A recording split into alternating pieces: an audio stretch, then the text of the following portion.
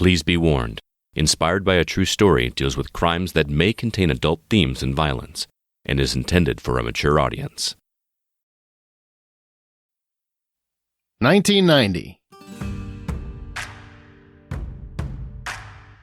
A widow meets a kindly young man at her husband's funeral, and the two immediately kick up an engrossing friendship.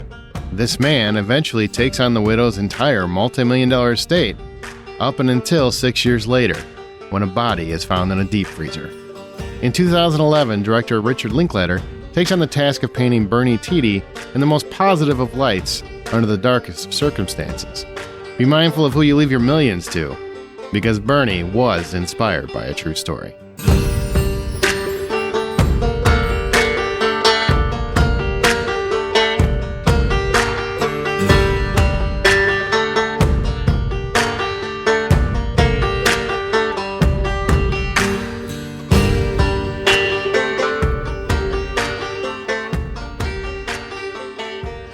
Welcome to True Crime for Cinephiles. This is Inspired by a True Story, a podcast devoted to keeping artists honest. And boy, do we mean that literally here.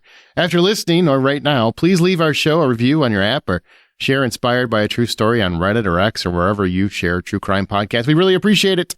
We're going to discuss the overall details of the actual crime, discuss the movie on its own, and how much of that is true and how much was Hollywood magic.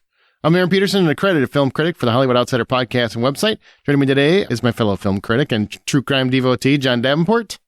Hey, buddy. Amanda Sink cannot be here because she got ill last minute, but she'll be back for the next episode, which will be Mississippi Burning. Wow, that's a big one to talk about. Yeah. The Hackman. The Hackman. Man, one of the best actors of all time. Absolutely. And baby Willem Dafoe. He is very young in that. Oh, yeah. It's like his skull hasn't started coming out of his face yet. His eyes haven't popped. Right. It's a great movie, but that's the next episode. This one is Bernie Tiede. 2 Texas cases in a row, by the way, because the last one was the town that dreaded sundown. So I don't know what the hell's going on down there, but man, guys, get it together. Yeah, I know, right? At some point, I'm sure we're going to do something like Texas Chainsaw Massacre, and it's got Texas right in the name. I mean, how much of that is really inspired by a true story? Just because it's shot documentary style doesn't make it really inspired, but there is a true story kind of behind it, I guess. Yeah, it's everyone knows it's Ed Gein is the... Yeah, same one for Psycho, which is a much better film. I said it. So had you ever seen Bernie before? No, this is my first time seeing the movie, and I found it a lot of fun. What about you? I found the movie entertaining, but I was increasingly furious and frustrated as it went on. And once you kind of dive into the true details, I just became more angry about it. I just feel like it's obvious the director has a point of view, Richard Linklater. I mean, he's a very talented director. I have no problem with Linklater. The cast is fantastic. Jack Black gives maybe his best performance here that he's ever done. You know, I think he's literally the only human being. There could have been only one other person who might have been able to do this role, but even at the time of this, he would have been too old for it. Yeah, even drops a stellar Jack Black soundtrack in here without even realizing. I mean, he's singing constantly, and I'm like, God, I always forget what a great singer he is. But man, when you know the facts behind it, it's just like, why are we painting him as basically the nicest guy in the world? Why? I just don't get it. When you do what he does, which we're not going to spoil for you because it's coming up, man, I'm just frustrated. How much of a spoil is it? Like, everyone's here for a reason.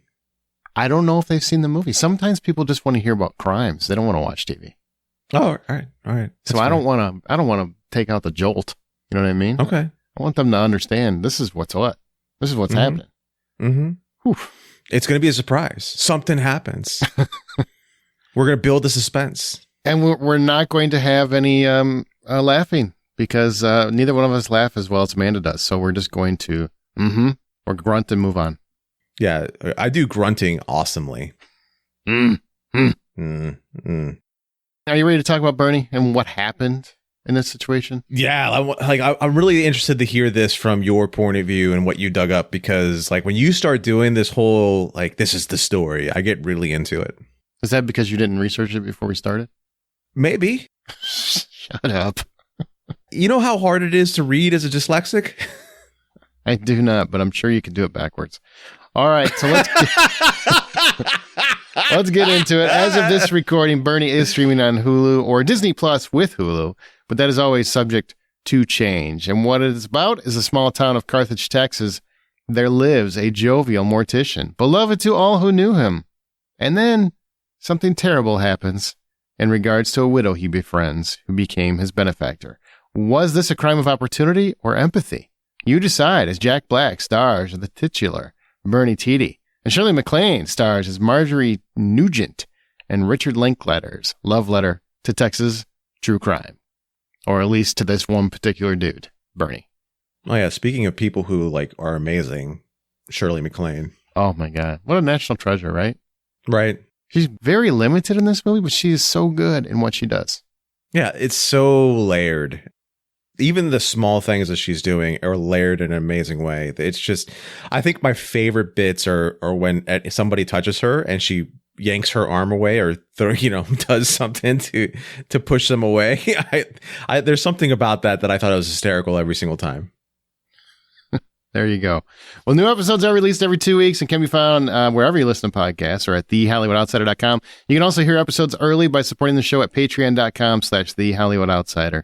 Film and true crime fans are always debating how true their true crime is, so prepare to cast your own friends aside as we explain the details of Bernie.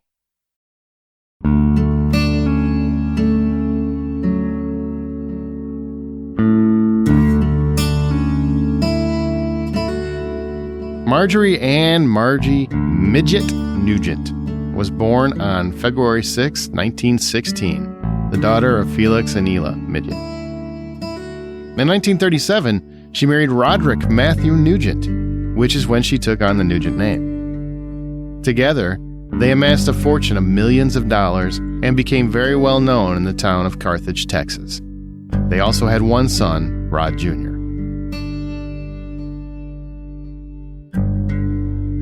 In March of 1990, Roderick passed away, and it was at his funeral at the Hawthorne Funeral Home that Marjorie met Bernard Tiede, known to his friends as Bernie. Bernhardt Tiede II was born on August 2, 1958, to Bernard Tiede and Lela Mae Jester. Bernie had a fairly unremarkable life until he became a mortician, preparing the bodies of the dead for their funerals, and took on the role of assistant director at the Hawthorne Funeral Home.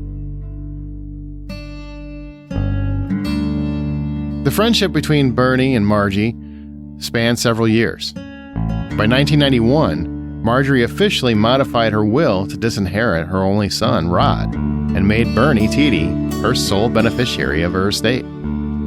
Reports of the total vary between $5 and $10 million. In 1996, Bernie left his successful job at Hawthorne Funeral Home to work for Marjorie Nugent full-time as her personal assistant, business manager, and traveling companion. They traveled to Russia, Hong Kong, Egypt, Thailand, and many other locations. And Margie bought him expensive items, even a house. Investigation Discovery reported that Bernie drove to her house every morning to make coffee for her, ran errands for her, had lunch with her every day, picked out her clothes, plucked her chin hairs, and clipped her toenails. She demanded time and attention from him almost constantly, and had a reputation in town for arrogance and sourness. A local Carthage resident reportedly said of her, if she had held her nose any higher, she would have drowned in a rainstorm. If Bernie was ever late for their 11:45 lunch dates, she would call his pager incessantly until he called her back. If Bernie was spending time with anyone else, he would have to repeatedly check in with Margie by phone, about which he said to other townsfolk, if I don't call her, she will give me a living hell. What is important to remember, though, is much of this is the impression that Bernie gave to the townspeople. Much of it is what he said. Perception is always reality.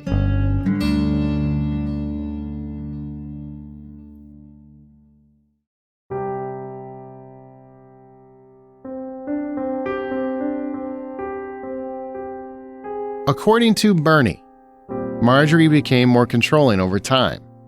He claimed she overwhelmed his every moment in time. According to Bernie, he was terrified to leave her, though, both due to Marjorie's demanding nature and due to a lack of wanting to give up the comforts of this sweet, sweet life. On November 19th, 1996, Bernie made a choice.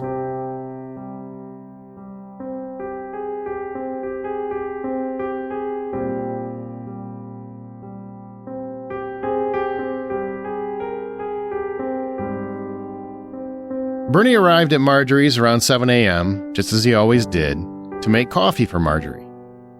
There was nothing special about this day, and after a while he went home to take a shower, and then he returned around 10 a.m. Marjorie had kept a .22 caliber rifle in the freezer closet, allegedly for shooting crows and armadillos and blackbirds in the yard. Bernie moved the rifle from this closet to the bathroom close to the garage. As she walked into the garage, Bernie picked up the .22 caliber rifle, aimed it at 80-year-old Marjorie Nugent's back, and fired. Marjorie fell face first, but she wasn't dead. Bernie realized that Marjorie, this frail 80-year-old woman, was still breathing heavily. So Bernie shot her again, and again, and again. Once he was sure she was dead, he removed the food from her deep freezer, wrapped her in a Land's End brand sheet, stuffed her in the freezer, placed the food back on top of her, cleaned up, and then proceeded to his cast rehearsal of Guys and Dolls. Bernie even bought the cat's pizza that day with Marjorie's credit card. Bernie had power of attorney over Marjorie's finances, so he continued to live his best life for 9 months. During that time, Bernie spent a reported $2 to $3 million of Marjorie's money buying expensive gifts for others, donating to add a wing to his church, investing in a boot, scoot, and Western wear store, and allegedly even gay porn.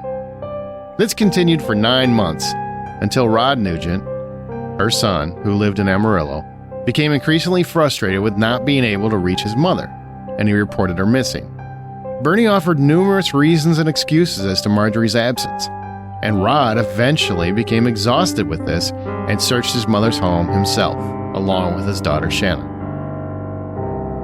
This is when they found Marjorie's poor, lifeless body, stuffed into a freezer, with food on top of her.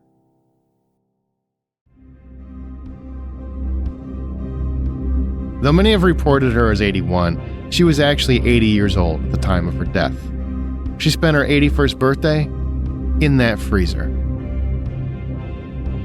It was immediately reported and deemed a homicide. In August 1997, Bernie was brought in, and he did in fact confess. As part of his confession, he stated, and I quote, "I had thoughts of hitting Marjorie in the head with a bat or anything for a couple of months prior to November 19, 1996, but I did not want her to suffer. Marjorie had a rifle in the freezer closet. I had moved the rifle into the bathroom near the garage. She had walked into the garage towards my car. I took the rifle and shot Marjorie in the back. She fell face first. Marjorie was still breathing heavily, so I shot her again. I may have shot her one more time. I did not want her to suffer. I then dragged Marjorie by the feet from the garage to the freezer.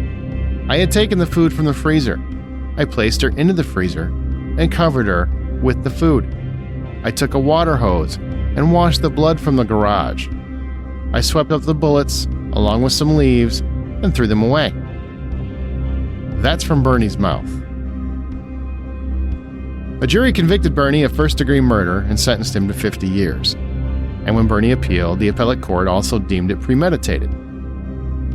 According to the Amarillo Globe-News and Longview News-Journal, Panola County District Attorney Danny Buck Davidson said that the town of Carthage was split up in regards to their opinion of Tiede. People remember Bernie as being real nice and doing nice things.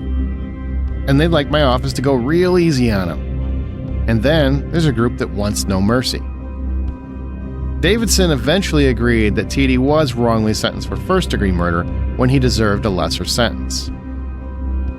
In May of 2014, Bernie filed a writ of habeas corpus, claiming that his constitutional rights had been violated. Bernie claimed that deputies shamed him into a confession with homemade sex tapes they found depicting Bernie with two married men with whom he was having secret affairs. In the writ, he alleged that Marge was abusive and controlling, which led him to murder her, as it put him in a state of mind that recalled having been sexually abused by an uncle when he was a child.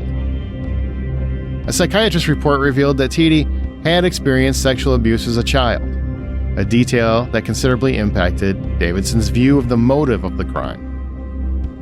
The report stated that Tiede's history left him vulnerable to unhealthy relationships, bearing out the notion that Nugent's psychological hold on him had pushed him over the edge. Based on this, Bernie was actually released on bail and was a free man for 2 years, during which time he moved in with filmmaker Richard Linklater, who you might remember directed the film that we're discussing. In 2016, however, Bernie was granted another trial and again found guilty of the murder. Only this time, he was sentenced to 99 years in prison. That's right, he got more time. In 2023, Tiede continued to make headlines as he sued the prison system over Texas' extreme heat in the cells, which even won him an air-conditioned cell for a time. Just a fun fact. Some did proclaim that Marjorie was a mean person. Her sister famously stated, "Sometimes I think she's the devil on earth." Others loved her. She was estranged from her immediate family at the time, and did allow Bernie Tiede to take over all of her assets and estate. But regardless of Bernie Tiede's mindset, nor whatever characteristic you associate with Marjorie, he did murder Marjorie Nugent. He did shoot her in the back. Again and again and again. He then stuffed her body into the freezer. Bernie then lived off her finances, buying favor in the community for 9 long months, until he was caught red-handed. His reasoning is based on his words and our speculation, nothing more. And let me end with a quote from Marjorie's granddaughter, Shannon Nugent. And this is taken directly from her own article for the Texas Tribune after Bernie was given a new trial due to the new evidence of his alleged sexual abuse. She wrote, and I quote, "Our family implores the public to remember Marjorie Nugent's murder this way, by the facts. When my grandmother met Tiede, our family was glad she had a friend. Her husband of 53 years had just passed away, and my family was living in Amarillo. When our family didn't agree with her about Tiede's role in her financial affairs, it strained our relationship. Tiede proceeded to ostracize us, as well as her friends and advisors who tried to provide her with support. We believe she grew suspicious and concerned about the state of her financial accounts toward the end of her life. Did this play into her murder? We may never know. But I believe this resulted in her murder. If Bernie was being abused, as he says in his new defense at the time, why didn't he just walk away? He was 38. She was 80. Maybe his crimes are what prosecutor Danny Buck Davidson said at the trial, quote-unquote, all about greed. None of this is in the movie. It's too real. It doesn't fit with how Hollywood needs to change a story to engage an audience. The movie also didn't tell you that my family found my grandmother stuffed in her freezer 9 months after Tiede murdered her. Her murderer wasn't the chubby, kindly Jack Black. Is the wave of sympathy for the man or for the character? The influence of Hollywood storytelling on the Texas judicial system should concern all of us. It sets a damaging precedent. Criminals deserve punishment prescribed by our judicial system, not by Hollywood.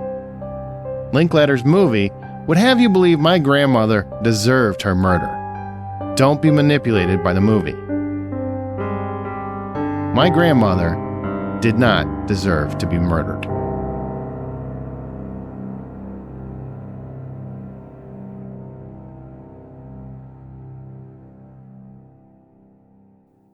don't think I need to say anything more. But I will, because we got more podcasts to do. So what do you think, John, now that you have all the facts? There's not a single bit of tone in there, right? Oh, I'm snarky as hell, man. This one makes me mad. It does. Looking at all the facts, I can see exactly why it makes you mad. There's a lot of things they have to prove to get murder one out of this, right? Mm-hmm. So they have to prove that he intended on murdering her. They have to prove all his motivation is. There's a lot they have to prove.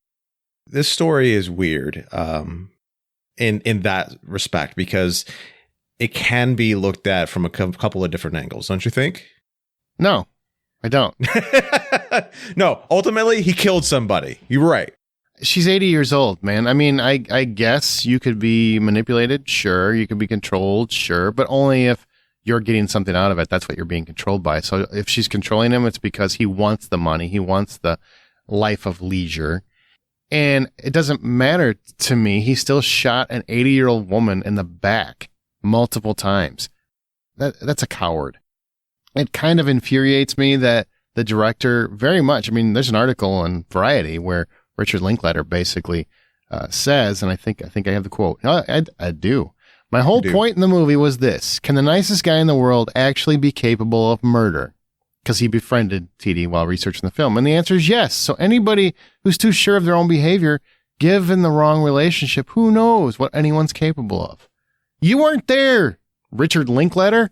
You just weren't there. And I'm sorry. I mean, this whole idea that you want to make a movie to defend a murderer of an 80-year-old woman, regardless of how mean she was or wasn't, just astounds me. I'm sorry. Back to you. No, it's hard to argue your facts. It really is. Just picture it. I mean, everyone loves to talk about how frail Joe Biden is, right? Like, it's an election year. I'm not trying to bring politics in, especially in a Texas case. My God, I don't want to bring Biden's name into this. Right. But I'm just saying, you think of an 80-year-old frail person, you think of somebody like Joe Biden. This is an 80-year-old woman. What is she doing that is so dangerously threatening to this man's psyche? It's one that I just can't get behind Richard Linklater, and I think he should, this is my opinion, he should be ashamed of taking that stance. No, you're right. If she had power over him, it's financial power. If she had abilities of making his life hell, it was through financial means. If she was controlling him, absolutely through financial means. There's nothing else that she can do to control a man who's that much younger than her, has that much ability to move on with his life and to be able to do more things. He just didn't want to, right? Right. In the span of 6 years, did he become so emotionally invested in this relationship where he didn't know how to get out of it? I don't see that. And what I find fascinating is people keep talking about, well, for 9 months he used that money for good, right? He bought luxury items for other people and da-da-da. No one can look at this and see he's courting favor. Oh, yeah. In the community, because that's what I see. I see a manipulator. I see someone, granted, I wasn't there either, Richard Linklater, but the same token, I see a man who is manipulating the environment to get the prescribed result. That's what I see. You know, especially the huge donation to a church, the cars, and I mean, if you think about it, jury of your peers, right? You expect to, and that's probably why the case had to be moved. I get it. He knows everybody. Right. It's a very small town. I mean, it's just thousands of people, a few thousand of people. But you have this mindset that you're going to be judged by your peers. So what's better than to give to that very small community where everybody knows each other? And no, Bernie's a great guy. Bernie couldn't do that. Bernie couldn't do that. And it's very much like what you see in the film, but you know, it's just a greater manipulation. It's somebody who's using money to manipulate an eventual outcome. He knows he's going to have to face this at some point. Mm-hmm. Just a matter of when. Yeah, it's crazy. There's a lot of other things that I wanted to point out that you and I were conversing at before we started recording, which is there's comments here or there about how the district attorney changed his stance on whether or not he should have been charged more. This is the one thing that I may side with as far as whether or not he should have been charged for more or less or whatever, because he got murder one, right? Mm-hmm. I think the burden of proof I may or may not be there. I don't think it's really there for murder one. Premeditation for murder one. You have to have you have to plan to murder said person. Right. So, and then you have murder, for, second degree murder or murder in Texas, which is there's no premeditation. And then you have manslaughter, which is like a sudden passion. Mm-hmm. Those are your choices. So you, after doing all your research, do you still stand with the idea of first degree murder, or is there wiggle room for a second degree murder or manslaughter? No, it's first degree. Based on what I saw, everything, and I read a lot about it. Granted, I was not there. I wasn't in that garage. But he did move the gun to a different location. He admitted in his own confession that he had thought about hurting her previously. Now, it could have been in the moment where he just lost it, sure. But in my mind, you take yourself out of that situation if you're having those thoughts. You leave that relationship. And I granted, relationships are what they are, and they can be an abusive relationship can definitely keep you in a situation longer than you ever intended. But based on his own words, it sounds very premeditated. Now, especially when you take into account the actions after. Now, if he had called the police immediately and then confessed and said this would happen, I would be on board with second degree or even manslaughter, honestly. But because he took the actions that he took, he lived off her for 9 months. He purported to everyone that he came in contact with that she was still alive, and he made up excuse after excuse after excuse as to where she was and what she was doing, just so he could continue to live off of her money and potentially, my opinion, set it up so that he had a more favorable jury down the road. I think that leads to premeditation because I just think the guy's mapping it all out. I think he's got it all. I think he grew very tired of her. He wanted the money. He wanted to accelerate this process, and he was just trying to figure out how to do it.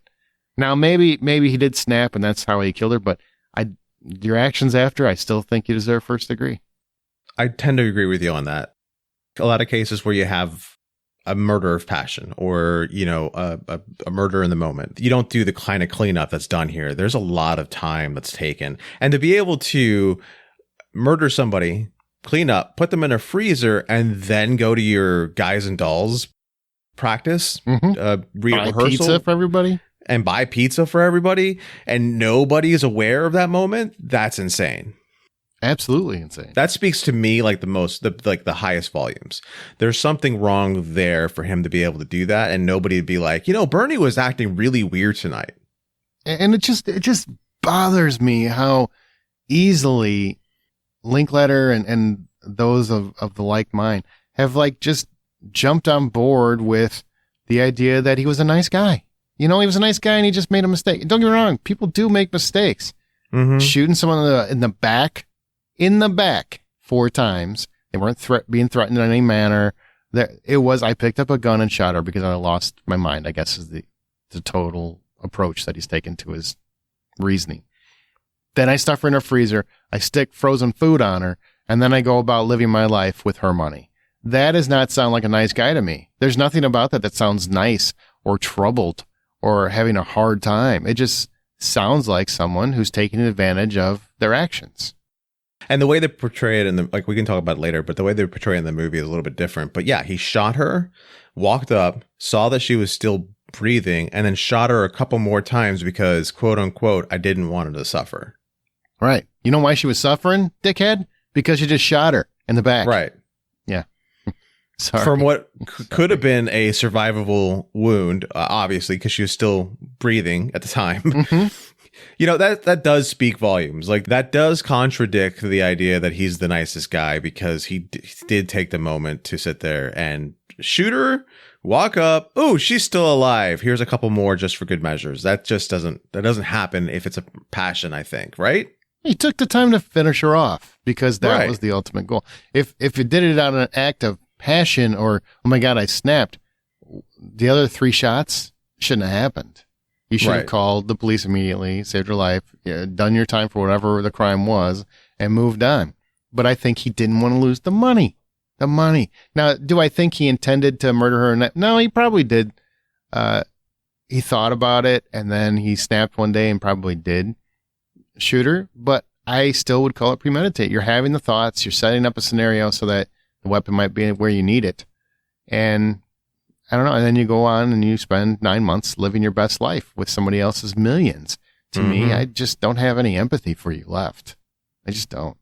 I don't care how mean this woman was. I just don't. Maybe she was a terrible person. I don't know. I don't care. It's an 80-year-old woman you shot in the back. That's nuts. The more I think about this case, the more I'm like, yeah, this is not. I don't understand how somebody can sit there and say that he could be a nice guy. He is charming.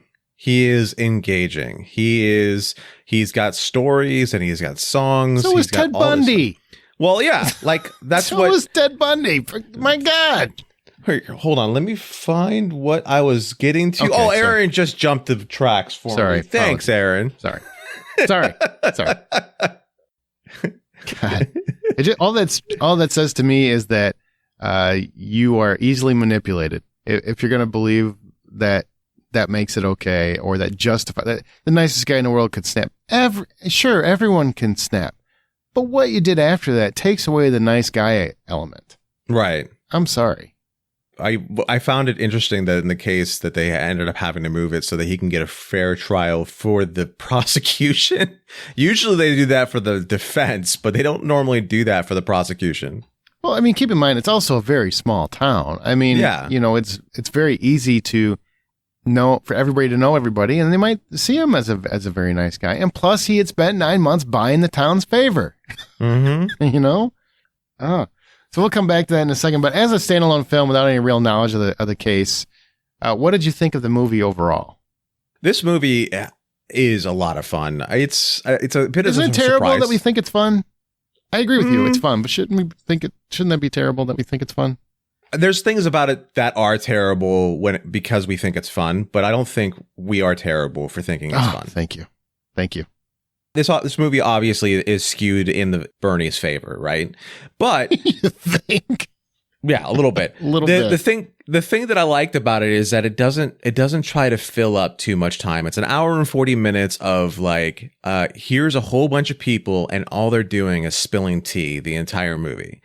And then you have these short vignettes of moments with Bernie and Marjorie, and then you go back to all these tea spilling moments, right? And it's a lot of fun the way they do it. And then you've got this cast of characters that are nowhere near from coming from central casting. I'm pretty sure they just pulled people from the street at Carthage, and they're enjoying the fact that they're telling these stories that they're prompted to tell. There's no proof that the people who are in the movie are actual members of the community in Carthage, but they feel like it. They feel like it very much, and that's what's very charming about the movie and very, very fun. And like we were saying at the beginning of the thing, this role was perfect for Jack Black. The only other person I could see in this role might have been Robin Williams, and still be able to sell it. Oh wow, okay. Well, I think the whole cast honestly is perfect casting. Even Matthew McConaughey is bringing back his best Jack Brigance from A Time to Kill. I mean, I feel like it's the same damn guy, just a little funnier. I love him in this. I think he's making the world a better place with his performance as a lawyer. I just think he's a great Texas lawyer. He's got the twang, and he's having, I think he's the only one in the movie that seems to feel like Bernie is not as nice a guy as you want to portray him to be. And we need some of that, even though I think the movie is ultimately very Bernie focused.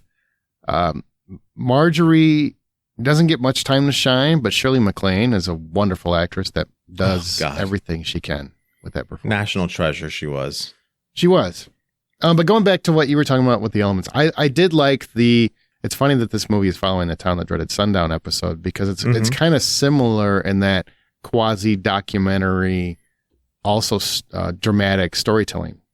Yeah, no, very much similar with the way they're doing that. Yeah, it's cool, because if this was just the story of Bernie and Marjorie, I don't know if I would be nearly as engaged. If they cut out all the stuff that they cut out just to create a story like this, you're missing a lot of the nuance of the two people, right? You're seeing, and I think that's the thing that's important, because we're getting all this tea from these townspeople, and it's being spoon fed to us, and then we're seeing brief vignettes that kind of support the lack of layers that these characters had from the third person view. You know, we're getting townspeople. And by the way, take a shot every time John says the word tea this episode, huh? Yeah. I think they're using the townspeople to kind of fill in the blanks. They're the character building moments. We're using them to explain the character more than the characters are actually explaining themselves. And it's a different way to do it, but it's also leading to this is a lot of speculation. So I respect that Linklater does that to some degree, that this is just speculation. They don't know them as well as you think they know them. But I also feel like they do make Bernie seem like the nicest guy in the world. Now, if I didn't know anything about the case, which I didn't when I first watched the movie, I enjoy the movie through and through. I think it's really enjoyable, and it's kind of a fun flick. And I love Jack Black anytime he sings. Guy's great. Yeah. After learning the facts, that's when I started getting mad at the movie, because I feel like this is one of those situations where the victim got no representation whatsoever. No. And then the murder itself isn't even represented the way it happens in real life. The murder, like, if they wanted to keep it up in the air and do this whole, like, what if the nicest guy in the world committed a murder or anything else, what we would see is like Jack Black pick up the gun and they pan back from the house, and then you can hear the gunshots go off, so that we don't actually see that moment. Sure. You know, that would be more about it. But what they definitely did was paint it as if he had a disassociative event where he just shot her 4 times. They didn't even take the time to show that he shot her once, she fell, and then he shot her a couple more times, because that immediately takes away their argument of what if the nicest guy in the world murdered somebody. Yeah.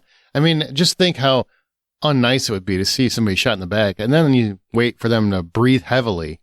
Mm-hmm. In his words, by the way, his words, and then shoot her again a few more times. I mean, come on. It's just, it's tragic. But, segue back and forth. Jack Black, phenomenal. I think this is I'm not kidding when I say it's his best performance. I'm sad that I hadn't seen it till now. I'd heard about the movie, but I hadn't seen it. It didn't get a wide release and whatnot.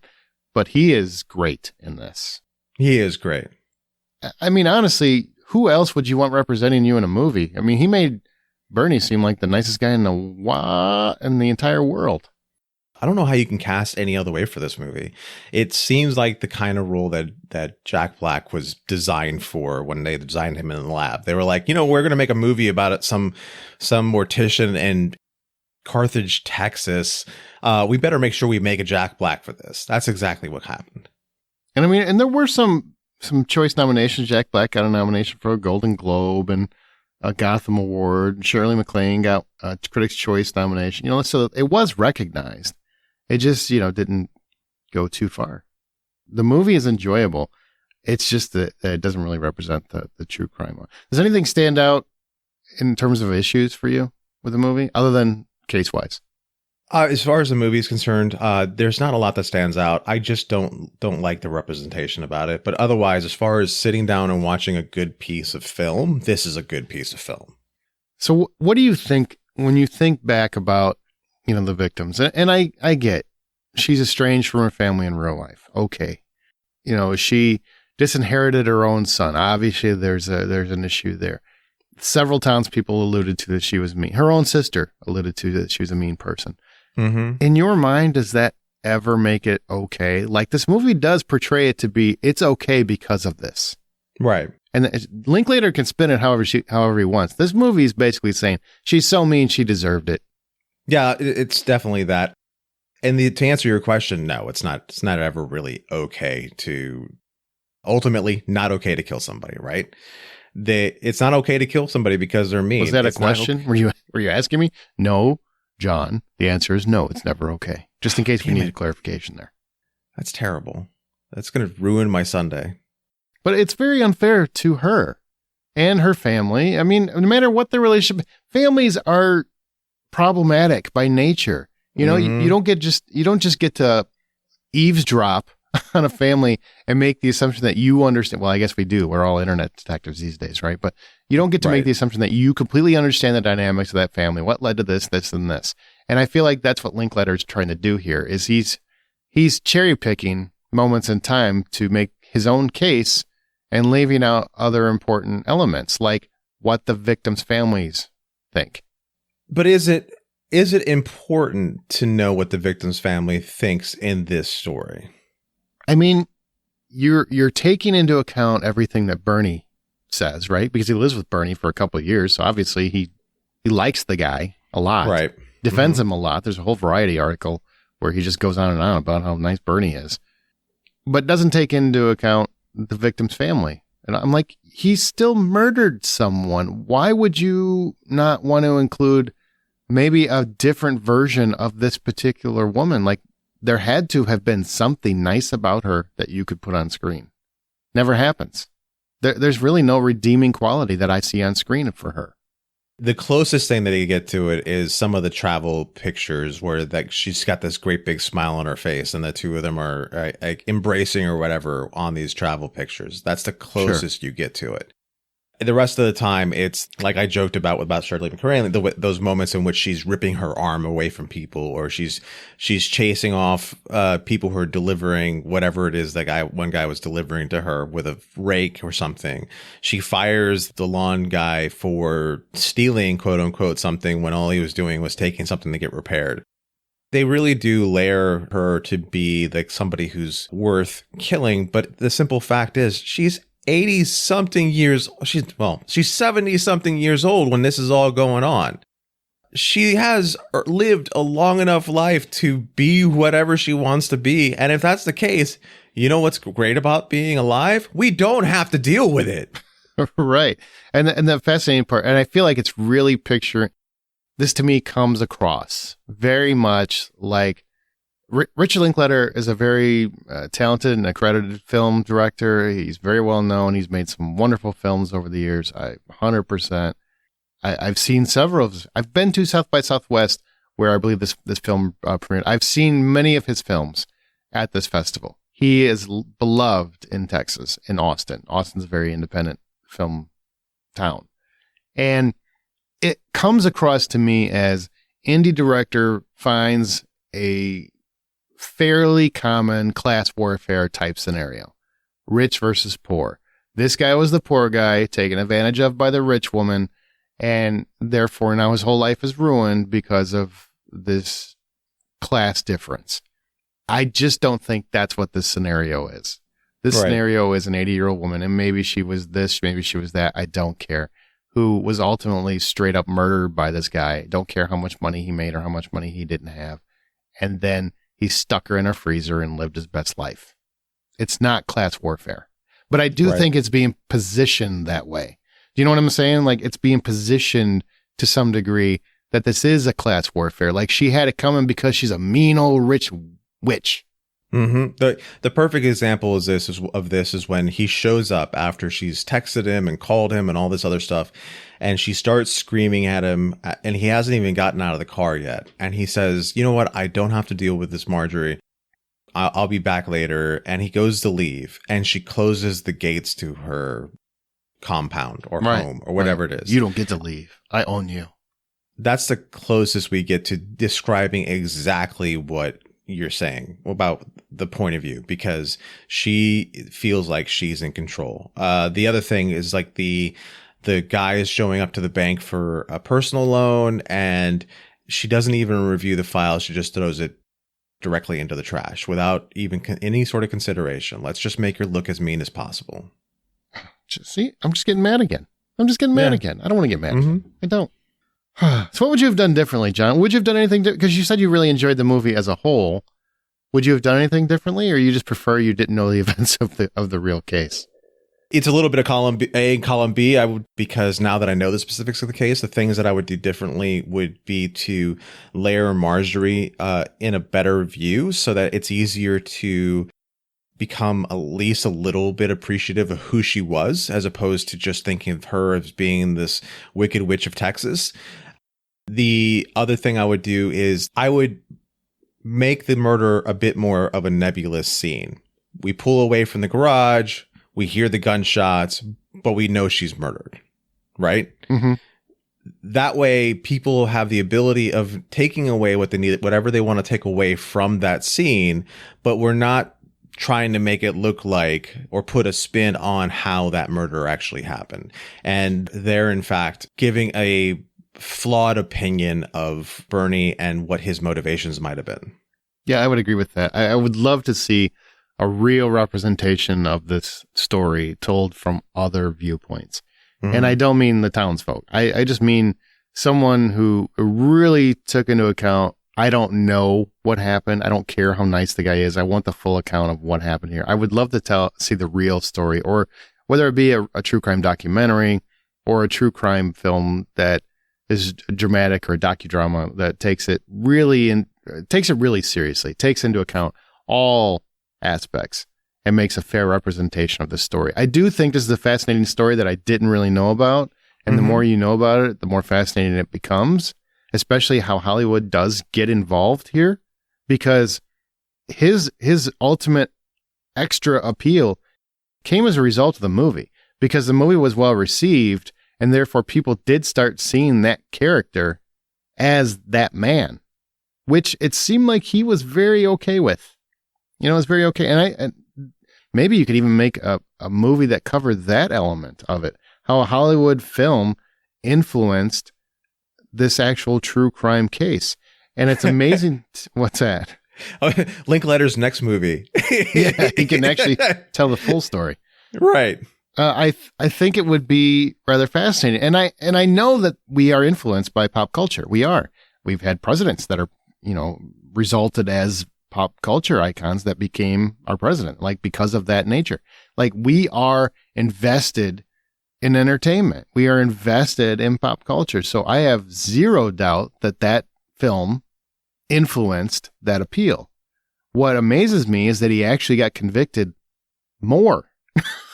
He got more time out of the deal. That's actually the shocking part. It's almost like Texas said, F you, Austin, and said, you're going to get 99 years instead of 50. What a shitty roll of the dice he took, right?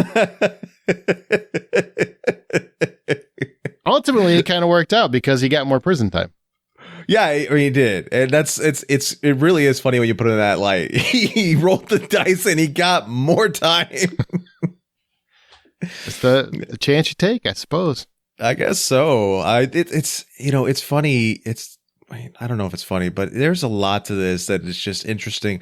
You're right. I would love to see something that kind of takes this story, how much the Hollywood story influenced real life in this case. And when we saw that movie, that would be fun and interesting, I think.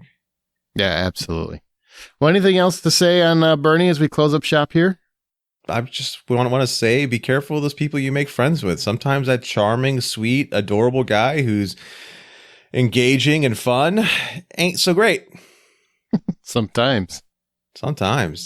All right. Well, everybody, thanks for listening. Amanda will be back for our next episode, which will be Mississippi Burning. And if you enjoyed this podcast, share the show on your social media outlets. Give us a review in your favorite podcast app. You are, of course, always the best source of promotion. So please tell your true crime friends about this. And thanks for listening to Inspired by a True Story. Now let's keep those artists honest. And also, if there's any millionaire widows out there, I am willing to do your landscaping.